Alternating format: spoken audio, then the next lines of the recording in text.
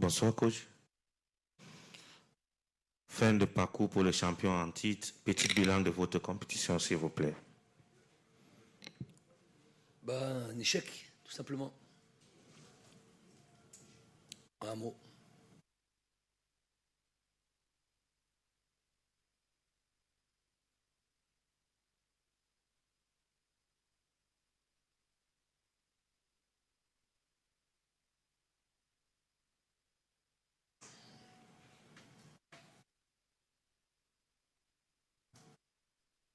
Bonsoir coach, Saïd Felak, journaliste pour Canal Algérie.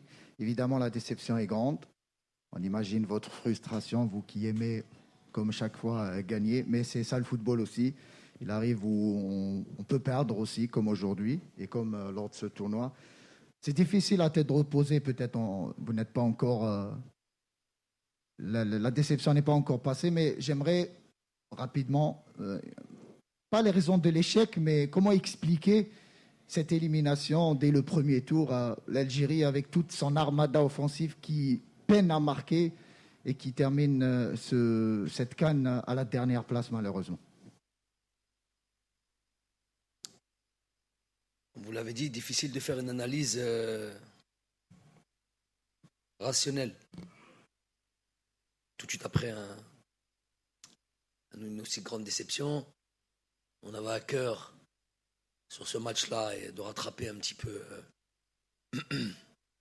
au moins d'un point de vue comptable, si ce n'est en plus la manière de dire qu'on est présent dans cette compète et qu'elle commence aujourd'hui,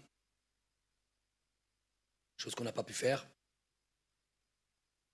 À partir du moment où, depuis le début du tournoi, on ne concrétise pas nos occasions, le doute peut-être s'est installé.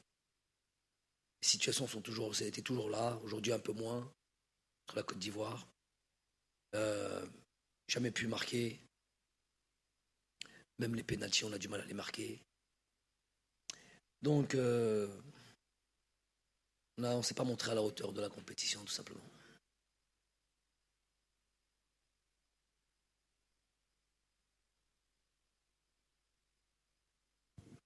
Coach, vous parlez justement... Nom et médias, s'il vous plaît, monsieur. Jacques-Marcel Itiga, je travaille pour Canal 2 International. Vous parlez de l'irrationnel. Alors, ça veut dire que vous-même, vous peinez à trouver des explications pour cette élimination. Alors, nous, on va aller tout droit. Est-ce que ce n'est pas l'esprit d'Albert Ibossé qui a hanté les Fennecs pendant toute cette CAN? C'est la conférence de presse après match Algérie-Côte d'Ivoire. Juste un petit rappel, s'il vous plaît. Prochaine question. Je ne sais pas qui vous a autorisé à rentrer dans cette pièce, monsieur, mais il a fait une faute professionnelle.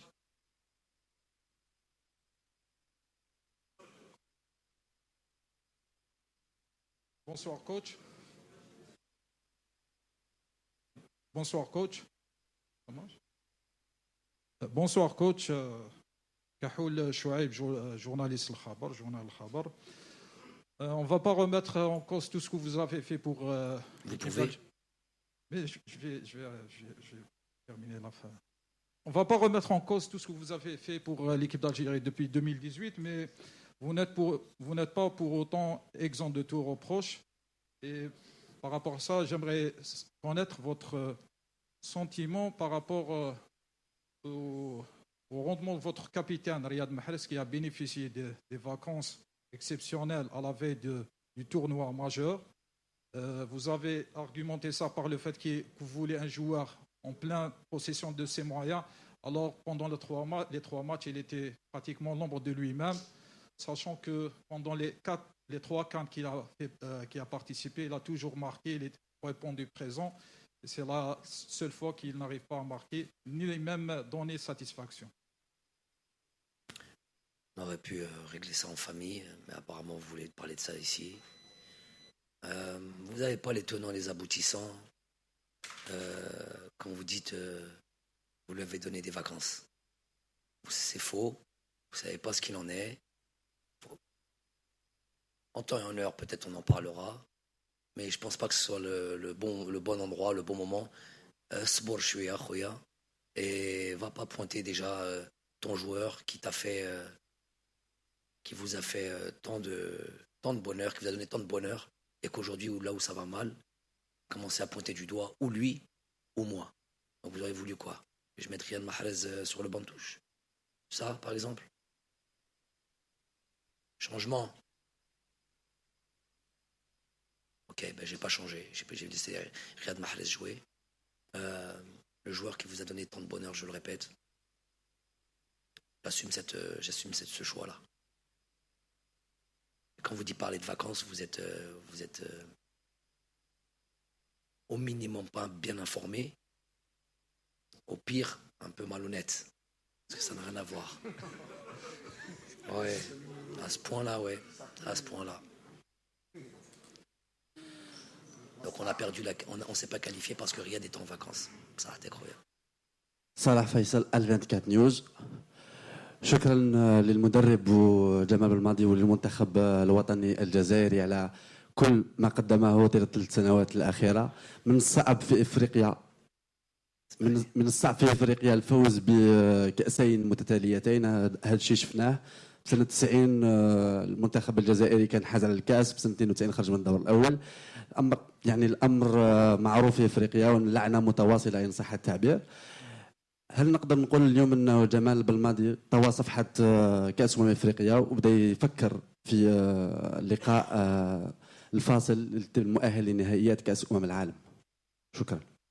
لا أخويا ماهيش نخمم. أنا كنت مركز 100% على هذا الكأس إفريقيا. كان on était les détenteurs de ce titre-là. درنا كل التركيز تاعنا وكل عامل في toute la préparation في هذا الكاس. ولكن nous n'avons pas obtenu ce qu'on était venu chercher. فشلنا نجمو نقولوها. On ne faut pas avoir peur de dire le mot. C'est un échec total. ولكن demain il fera jour. On analysera نخمو مليح على المستقبل الفريق الوطني والأحسن الفريق الوطني. Le plus important c'est pas les personnes. Le plus important c'est l'équipe nationale avant tout, et ceux qui sont le plus à même de la représenter et d'aider à faire en sorte qu'elle على كل حال. là on parle de تصفية كأس العالم, qu'elle se qualifie pour كأس العالم ل 2022. بس عملنا on aura le temps d'analyser ça وكل واحد يدير مسؤوليته. Satish Shaker, Empowers Magazine. First of all, I would like to congratulate you on your unbeaten run of 4 years and everything you have done for African football. But you have lost today. What do you take from this loss that into the World Cup qualification that you can gain from this defeat, but can it be the beginning of a new cycle for Algerian football? It's a good question, but sorry to say that it's too early to think about what we gain, what we will, how we will use this loss or this competition or this competition that we failed already. We can say that it's too early. Of course, we will take the time to analyze what was wrong, what we have to improve absolutely and very fast, because the qualification of World Cup will come fast as well. So today is too soon. I have already, of course, some idea. I have some formations about what we didn't make good, what we could make better. Of course, obviously, there is a lot of things that we could make better, but now it's too soon to say. Oui, bonjour. Et j'ai une question. J'aimerais savoir, j'ai eu la sensation, moi, sur les 3 matchs, que physiquement, vous aviez un petit peu de difficulté. Alors, quand on voit effectivement le temps qu'il faisait, l'humidité, on peut le comprendre. Est-ce que tu te dis que peut-être de ce côté-là, la préparation n'a pas été réussie comme tu aurais aimé? Bah, la préparation, elle était pour toutes les équipes un peu chaotique. Rappelez-vous que, mais je dis c'est pour toutes les équipes. Chacun sa manière de se préparer. On nous dit 2 jours ou 3 jours avant la date FIFA que finalement au lieu du rassemblement pour le 27 décembre, c'est repoussé au 3 janvier, ce qui nous fait rater pas mal de choses. On annule ce premier match amical contre la Gambie. Il y a beaucoup de joueurs covidés qui s'entraînent pas, qui restent dans les chambres, qui restent en confinement. Chose qu'on n'a peut-être pas, que certains ignorent. On n'a jamais voulu trop donner de noms. Ça devient compliqué derrière ça. Si on dit, on a fait un peu de la rétention d'informations. Parce qu'après, ça rentre dans une machine infernale. À partir du moment où on sait qu'un joueur est covidé, c'est pas qu'on a caché ça, les gens savent. Mais bon, après, ça devient très compliqué. La préparation est très très compliquée, mais bon, on va pas se cacher derrière ça. On a développé beaucoup d'efforts aussi pour essayer de... Vous savez, quand on démarre des matchs, on a des situations qu'on marque, il y a une gestion du match qui se fait automatiquement et qui peut te permettre d'être plus tranquille. Rappelons-nous, en 2019, le fait de gagner ces 2 premiers matchs, on a pu donner 3e match, on a donné carrément une autre équipe. On a changé à part, je crois, Ismaël Benasser. On avait changé à 100% l'équipe. Donc, c'était vraiment un truc où c'était bien équilibré. On avait la possibilité vraiment de gérer les temps de jeu. À partir du moment où on ne marque pas de but, on commence à développer beaucoup d'énergie, perdre beaucoup d'énergie. Puis, voilà, aller sur ce 3e match avec quasiment les forces en présence, les grosses forces en présence, ceux qui sont censés et dont je prends la responsabilité de nous faire gagner ce match-là, contrairement à peut-être une éventuelle turnover qu'on aurait pu faire pour donner un peu à tout le monde un certain temps de jeu. Voilà, tout a été... rien ne s'est comment dire, juxtaposé comme on aurait voulu. Tout a été que des éléments en notre défaveur. J'en passe des vertes et des pas mûres. D'autres, on va taire ça. On n'est pas là pour la polémique, mais bon, des choses qu'on a déjà évoquées. Je ne vais pas en parler maintenant. Ça serait pas judicieux, on va dire. C'est pas de ça dont j'ai envie de dire, mais voilà. Donc peut-être ouais, un manque de fraîcheur dû à beaucoup de choses.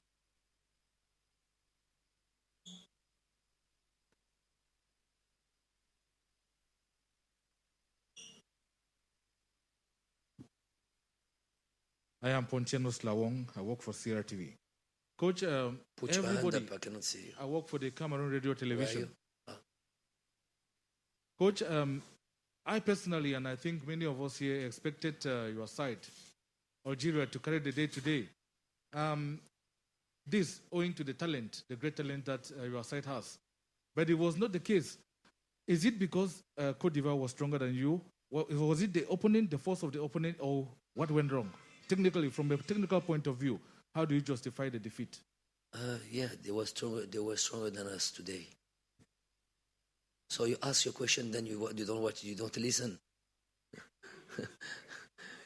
Yeah, you are taking your phone. Okay, so are you ready to record? Okay, so as I said, today they were better than us. Today they gave more than us. They were efficient. We touched the post in the first goal. We touched the post. Then the same time they attack and they scored a goal. They were more clinical than us in the box, but it was our problem during all the competition. And if against Ivory Coast, you start to miss action, you miss opportunities, and then they score. The second goal was set pieces.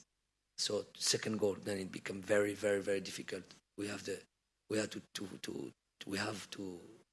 find a solution to come back in the game. So we chose to put another striker, But when you put another striker against Ivory Coast, it's not like you put another striker against Sierra Leone or Guinea Equatorial or other teams. With all the respect that I have towards these teams, they will use.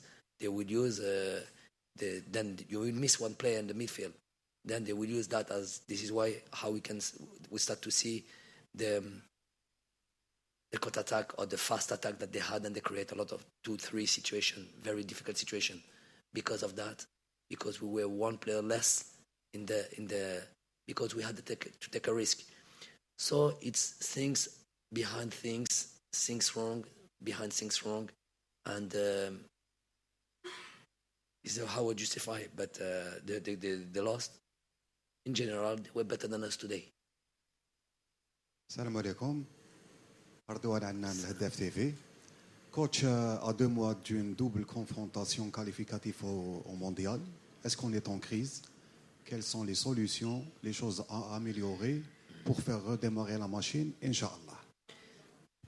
Tu peux comprendre que tout de suite, là, 45 minutes après le match, il est difficile d'exposer ce qui n'a pas été. On en a déjà parlé, de dire qu'on est en crise. Je ne sais pas si c'est le bon mot. On a échoué, c'est sûr et certain. L'équipe est déçue, abattue, peut-être sûrement dans le doute. Quelque chose qu'on n'avait pas l'habitude d'avoir. Perdre, c'était quelque chose qu'on ne connaissait pas. On n'a jamais perdu. On a perdu sur 4 jours, on a fait sur 4 jours ce qu'on n'a pas fait sur 3 ans. Donc c'est quelque chose évidemment de choquant chez nous. Chez d'autres, c'est quelque chose qu'ils peuvent avaler. Un match, tous les 3 matchs, ils en perdent un. Oui, ils repartent. C'est quelque chose qu'ils ont l'habitude de faire. Nous effectivement, c'est dur pour nous. Puisqu'on ne connaît pas la défaite. Ce sentiment-là, il est amer. J'ai même envie de dire, il est détestable. Quelque chose qu'on a. Moi, pour moi, c'est quelque chose qui me tue de l'intérieur. Ce qui fait... Voilà, mais maintenant, de dire maintenant, pour le match au mois de mars, mais il va bien falloir se relever, il va falloir évidemment bien digérer tout ça, bien analyser tout ça, relever la tête. Coupe du Monde, c'est pas rien qui nous attend. Il va falloir sortir et montrer d'autres choses. Thank you very much, Coach Jamel Belmadi. Good luck to you and your team in the World Cup qualifiers. Thank you. See you soon in the big stage. تعثرنا وفشلنا ولم نكن في المستوى، دخلنا في